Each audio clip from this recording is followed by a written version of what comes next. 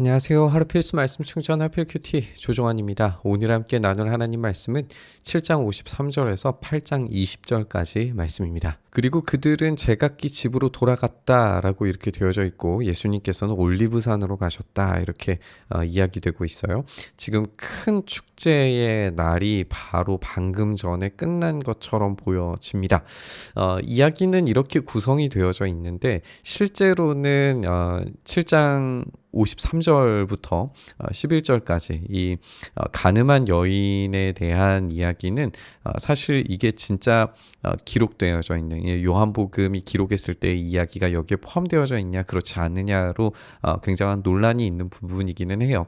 하지만 학자들이 인정하건대 이 일이 실제 사건이었다라고 하는 데에는 이견이 없습니다. 이거는 실제로 일어난 사건은 맞아요. 그런데 이게 지금 큰 축제와 연결되어져 있는 사건이냐 그렇지 않느냐에 대해서는 좀 논란이 있는 그런 본문이라고 볼 수 있습니다. 어쨌든 우리가 이 본문 안에서 지금 가늠한 여인의 이야기가 여기에 끼워져 있는 것을 전제로 하고 제각기 집으로 돌아갔다라고 하는 것은 큰 축제가 끝나고 난 다음에 흩어진 모습을 보게 되는데 사람들은 각자의 집으로 돌아가고 예수님께서는 올리브산으로 가셨단 말이에요. 우리가 누가복음을 참고를 해보면 누가복음 21장 37절에 이 올리브산이라고 하는 곳에서 지내셨다라고 되어져 있어요. 그러니까 예수님께서 머무시는 집이 있었다라고 그렇게 추측이 돼요. 예루살렘과 멀지 않은 곳이고 바로 앞에 있는 곳이고 그곳에서 예수님께서 지내셨습니다. 이른 아침에 예수님께서 다시 성전에 가셔서 많은 백성이 그에게로 모여들었어요. 예수께서 앉아서 그들을 가르치실 때에 율법학자들과 바리새파 사람들이 간음을 하다가 잡힌 여자를 끌고 와서 가운데 세워놓습니다. 그리고 이렇게 질문하죠. 선생님, 이 여자가 간음을 하다가 현장에서 잡혔습니다. 모세는 율법에 이런 여자들을 돌로 쳐 죽이라고 우리에게 명령했습니다. 그런데 선생님은 뭐라고 하시겠습니까? 라고 질문을 하죠. 이거는 하나의 함정을 파놓는 겁니다. 과연 이 사람은 모세의 율법에 대해서 어떻게 해석할 것인가에 대한 이야기를 하고 있는 거죠. 문제는 뭐냐면 정말 이 율법학자들과 바리새파 사람들이 이야기하고 있는 율법에 이들이 정말 정통한 사람들인가라고 하는 질문이에요. 왜냐하면 레위기 말씀과 신명기 말씀을 우리가 참고해보면 레위기 20장 10절에서도 그렇고 신명기 22장 22절에서도 그렇고 간음한 상대가 필요하죠. 당연히 있어야겠죠. 간음한 남자와 여자 모두를 처벌하게 되어져 있어요. 그러니까 이 율법에서 지금 원래대로 집행을 하기 위해서는 남자도 필요한데 지금 여자만 끌고 왔단 말이죠. 그리고 여자만 끌고 온 것만 가지고도 이제 문제가 되겠지만 돌로 쳐 죽이라고 명령한 것에 대해서 이 돌이 이제 확실히 이 문제의 해결 방식인가에 대해서도 의문을 가질 수 있어요. 죽여야 마땅하다는 건 맞지만 돌로 치는 것은 굉장히 큰 이 사형의 집행 방식이거든요. 한마디로 말하면 이제 신성 모독 정도가 되는 사형 방식이 돌로 치는 것인데 어쨌든 여기에서 이 함정을 파놓고 어떤 판결을 내릴 것이냐를 지금 관찰을 하고 있죠. 그래서 율법학자들과 바리새파 사람들이 자신을 지금 더 높은 수준의 알을 가지고 있는 사람이다라고 주장하고 있는 예수님에 대해서 함정을 파고 어떤 판결을 내릴 것인가를 지금 관찰을 하려고 하고 있습니다. 그들이 이렇게 말하는 것은 예수님을 시험해서 고발할 구실을 찾으려고 하는 속셈이었다라고 이렇게 설명을 하고 있어요.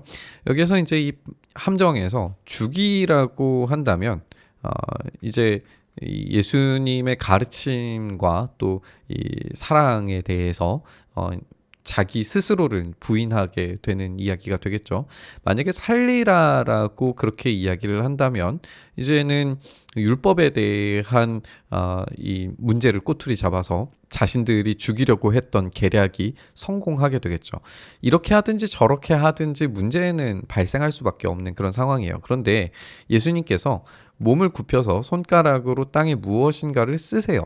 그들이 다그쳐서 물으니까 예수님께서 몸을 일으키셔서 그들에게 이렇게 말씀하십니다. 너희 가운데 죄가 없는 사람이 먼저 이 여자에게 돌을 던져라. 그리고 다시 몸을 굽혀서 땅에 무엇인가를 쓰세요. 여기서 우리가 이제 손가락으로 땅에 무엇인가를 쓰셨다. 땅에 무엇인가를 쓰셨다. 이게 지금 두 번이 등장한다는 것은 굉장히 중요한 의미를 가지고 있다. 라는 뜻인데 뭘 쓰셨는지에 대해서는 우리가 알지 못해요. 그런데 우리가 주목해야 되는 것은 그래서 요한이 만약에 이 내용이 정말 중요했다면 그 내용을 추적을 하고 그것을 반드시 기록을 했겠죠.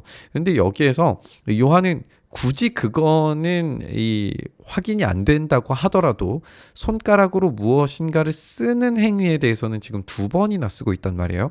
그러면 이 쓰는 행위가 중요하다. 내용이 아니라 행위가 더 지금 이 상황에서는 중요한 의미를 갖는다라는 걸 알 수가 있어요. 그러면 이 행위가 도대체 뭘 의미하느냐?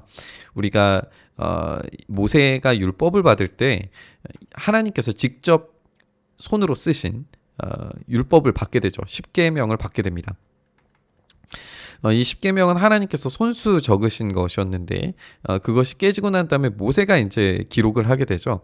그러니까 예수님께서는 이 장면 가운데에서 율법에 대한 이 판결을 내리시는 게 아니라 자신이 직접 율법에 대한 이 권위를 가지시고 이 판결을 새롭게 하시는 걸 우리가 보게 돼요.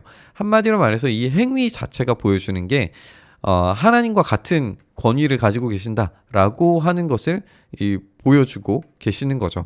그래서 죄가 없는 사람이 먼저 여자에게 돌을 던져라라고 하는 이 판결을 내리심으로써 율법보다 훨씬 더 높은 권위의 판결을 지금 내리고 계시는 겁니다. 이 말씀을 들은 사람은 나이가 많은 이로부터 시작해서 하나하나 떠나가고 예수님만 남게 되고 여자는 그대로 서 있었어요. 여기에서 이 돌을 먼저 친다라고 하는 것은 심판의 자격이 있는 사람이 등장해야 된다라고 하는 건데 여기에 그 누구도 심판의 자격이 있는 사람이 등장하지 못합니다. 왜냐하면 모든 사람이 그 다 죄 가운데 있는 사람들이기 때문에 그래요.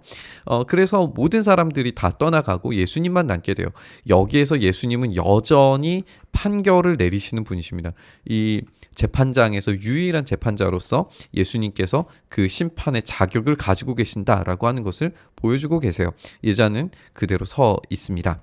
예수님께서 몸을 일으키시고 여자에게 말씀하시기를 여자여 사람들이 어디에 있느냐 너를 정죄한 사람이 한 사람도 없느냐 여자가 대답하기를 한 사람도 없습니다 라고 이렇게 대답을 하니까 나도 너를 정죄하지 않는다 가서 이제부터는 다시 죄를 짓지 말아라 이렇게 예수님께서 말씀하시죠.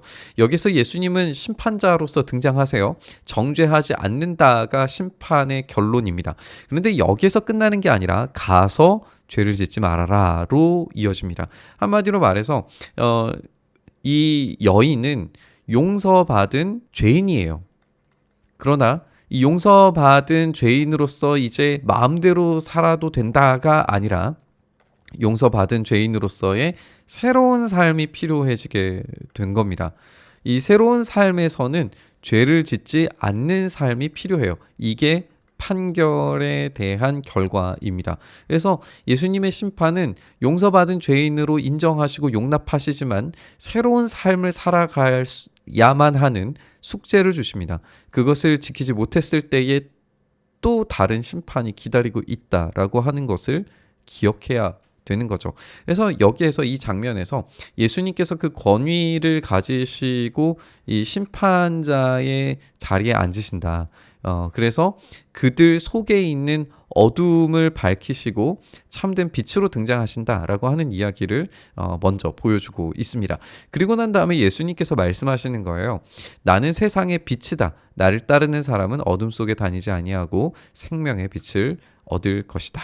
사실 이제 나는 무엇이다. 굉장히 중요한 문장이고 요한복음에서 이제 두 번째로 나는 무엇이다라고 하는 설명으로 이제 이야기하시는 부분인데 신적인 선언이죠. 요한복음 1장 처음 시작하면서도 살펴봤던 것처럼 빛이 세상으로 들어왔는데 그 세상은 그 빛을 알아보지 못해요.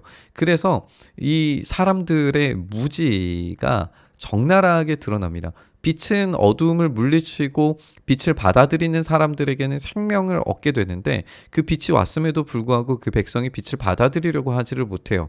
어둠 속에 다니지 아니하고 생명의 빛을 얻을 것이다 라고 하는 이 이야기가 결국에는 이 심판자로서 진짜 판결을 내릴 수 있는 권위자로서 우리 주님께서 오셨음을 드러내심에도 불구하고 이들이 받아들이지 못한다라고 하는 걸 볼 수가 있어요. 바리새파 사람들이 당신이 스스로 자신에 대해서 증언하니 당신의 증언은 참되지 못하고, 우리가 조금 있다가 예수님께서도 다시 한번 인용을 하실 텐데 율법에서는 2사람 이상의 증인이 필요하다라고 그렇게 규정을 하고 있어요. 그러니까 혼자서 자신 스스로에 대해서 증언하니까 당신은 틀렸다라고 이야기하는 거예요. 예수님께서 답변하시기를 내가 나 자신에 대하여서 증언할지라도 내 증언은 참되다. 왜냐하면 나는 내가 어디에서 와서 어디로 가는지를 알고 있기 때문이다. 그러나 너희는 내가 어디에서 왔는지도 모르고 어디로 가는지도 모른다. 너희는 사람이 정한 기준을 따라 심판한다. 여기에서 다시 한번 심판의 이미지가 나오죠. 아까도 너희가 심판하는 그 심판의 기준이라고 하는 것이 율법인데 그 율법이 가지고 있는 한계와 잘못된 부분들에 대해서 너희는 제대로 인식하지 못하고 단지 권위만 가지고 그 권위로 심판하려고 하지만 그 권위 있는 심판이 결국에는 오류를 만들어내고 있다. 이것에 대해서 예수님께서 지적을 하신 거잖아요. 근데 예수님의 증언 그리고 예수님의 이 심판의 방향성, 이 모든 것들이 어디로부터 어디로 가는지 그 권위의 시작과 끝을 알고 계신다는 거예요. 그러니까 이 증언이 참되다라고 이야기하시고 계시는 겁니다. 예수님은 어떤 전통에 따라서 증언하시는 것이 아니라 하나님 아버지께로부터 받은 것만을 이야기하십니다. 예수님께서 아무도 심판하지 않으신다라고 하는 것은 하나님의 심판에 따라서 하시겠다라고 하는 선언입니다. 그러나 내가 심판하면 내 심판은 참되다. 왜냐하면 혼자 계신 것이 아니라 나를 보내신 아버지께서 나와 함께 계시기 때문이다. 너희 율법에도 2사람이 증언하면 참되다라고 했다. 내가 나 자신에 대하여서 증언하는 사람이고 나를 보내신 아버지께서도 나에게 증언해 주신다라고 이렇게 이야기하십니다. 예수님께서 자신에 대하여서 증언하시고 아버지께서도 증언해 주신다라고 이야기해서 이 2사람의 증언이 이루어졌다라고 그렇게 이야기하고 계세요. 그러면 이제 자신에 대해서 증언하시는 이 증언이 합당하려면 그것이 객관적인 증거가 필요하잖아요. 그걸 우리는 이미 듣고 알고 있어요. 왜냐하면 말씀이 육신이 되었기 때문에 그래요. 그러면 이들은 가지고 있는 이 말씀에 따라서 육신이 되신 예수님을 검증하면 되는 거예요. 그리고 이 말씀은 누구로부터 왔냐면 하나님으로부터 왔어요. 이게 이제 예수님께서 가지신 권위의 근거가 되는 거죠. 하나님께서 주신 그 말씀에 따라서 증명되고 증명되신 그 육신으로 말씀하시는 것이 하나님의 이 증언에 따라서 그 모든 것이 성취될 때에 그것이 참되다라고 말할 수밖에 없을 겁니다. 그래서 이 증언들은 다른 어떤 권위들보다 훨씬 더 강력한 권위를 갖는다라고 예수님께서 스스로 말씀하고 계십니다. 그러자 그들이 예수님께 질문해요. 당신의 아버지가 어디에 계십니까? 지금 이 아버지를 찾는 것은 진짜 이 하나님 아버지를 찾는다는 이야기가 아니라 육신의 아버지가 어디에 있느냐라고 하는 이야기로 물어보는 거죠. 당신의 아버지가 어디 있어서 그렇게 질문하니? 우린 찾을 수 없다. 죽은 거 아니냐라고 하는 그런 이야기예요. 그러면 이거는 굉장한 수준에서, 그 사람들은 의도하지 않았지만 굉장한 수준에서 신성모독을 지금 저지르고 있습니다. 예수님께서 하나님의 아들로서 드러나신다라고 하는 것에 대해서 자신들 스스로가 모르고 있기 때문에 이 무지로 말미암은 엄청난 신성 모독을 하고 있는 거예요. 그리고 아들이신 분조차도 모독하고 있기 때문에 사실상 아버지가 어디에 계십니까? 라고 말하는 것 자체가 이중적인 신성 모독을 저지르고 있는 거죠. 예수님께서 대답하시기를 너희는 나도 모르고 나의 아버지도 모른다. 너희가 나를 알았더라면 나의 아버지도 알았을 것이다. 결국에는 이 나를 알지 못하는 것, 이것이 얼마나 큰 무지이고 그것이 무엇에 대한 증거인지를 모른다는 거예요. 말씀이 지금 예수님을 드러내놓고 계시는데 그들은 자신들이 율법을 안다라고 생각하고 율법에 대한 해석 권위가 있다라고 이야기하지만 그들은 그 율법의 권위에 따른 판단을 제대로 하지 못해요. 그들은 완전히 실패하고 있습니다. 그런데 예수님께서는 모든 것을 알고 계시고 그 말씀에 따라서 예수님이 증거되고 계시고 그 탁월하고 확실한 그 어떤 것보다도 비교할 수 없는 권위를 따라서 예수님이 드러나고 계시는데 그것에 대해서 이런 식으로 말하는 것 자체가 엄청난 신성모독이라는 것을 우리가 발견하게 됩니다. 예수님께서 성전에 가르치실 때에 헌금궤가 있는 데에서 말씀하셨다 이렇게 되어져 있는데 이 헌금궤라고 하는 곳이 이제 있었던 장소 자체가 여인들의 뜰에 인접해 있었다고 해요. 그리고 이곳은 초막절에 횃불을 피우고 춤을 추는 그런 의식이 진행되던 장소였어요.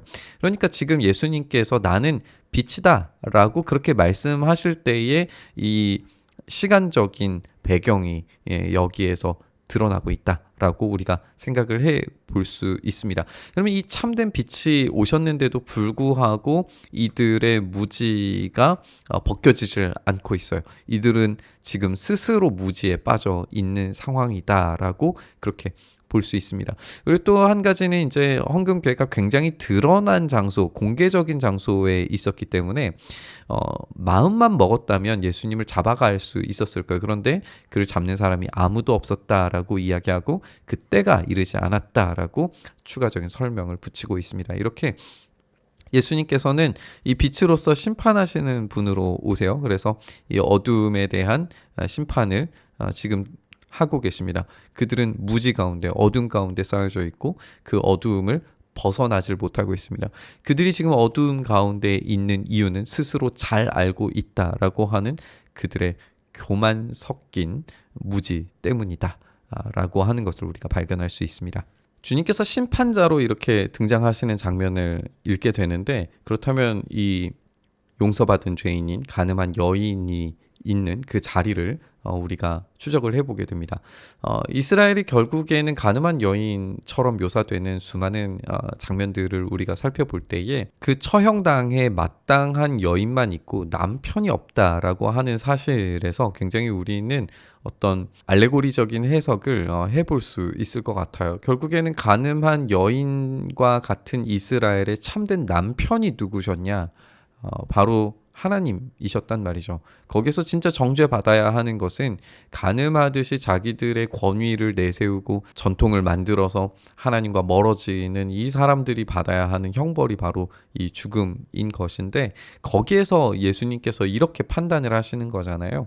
내가 너를 정죄하지 않겠다. 그러나 다시 죄를 짓지 말고 살아야 한다. 이것이 바로 우리를 향한 부르심인 것 같습니다. 우리는 용서받은 죄인입니다. 용서받은 죄인으로서 새로운 삶이 우리에게 필요합니다. 그 삶으로 나아갈 때 참된 신랑이신 우리 주님께서 빛으로 우리에게 다가오셔서 우리를 환한 빛으로 옷 입게 하실 줄 믿습니다. 오늘 이 말씀 묵상하면서 우리의 삶이 더 이상 죄에 빠지는 삶이 아니라 빛으로 나아가는 삶 살기를 간절히 바라고 소망하면서 우리 묵상의 자리로 나아갔으면 좋겠습니다. 주님, 그렇게 우리가 빛으로 살아가는 삶 되게 하여 주시옵소서. 주님, 우리를 마지막 날에 주님의 신부로 삼으시고 우리를 용서하셔서 새로운 옷을 입게 하시는 주님의 은혜를 우리가 경험하기를 원합니다. 그렇게 주님의 은혜 안에 붙들린 삶 살기를 간절히 바라고 소망하오니 우리에게 은혜에 더하여 주시옵소서. 그렇게 우리 가운데 긍휼을 베풀어 주시길 간절히 바라고 소망하며 우리 주님 예수님 이름으로 기도드리옵나이다.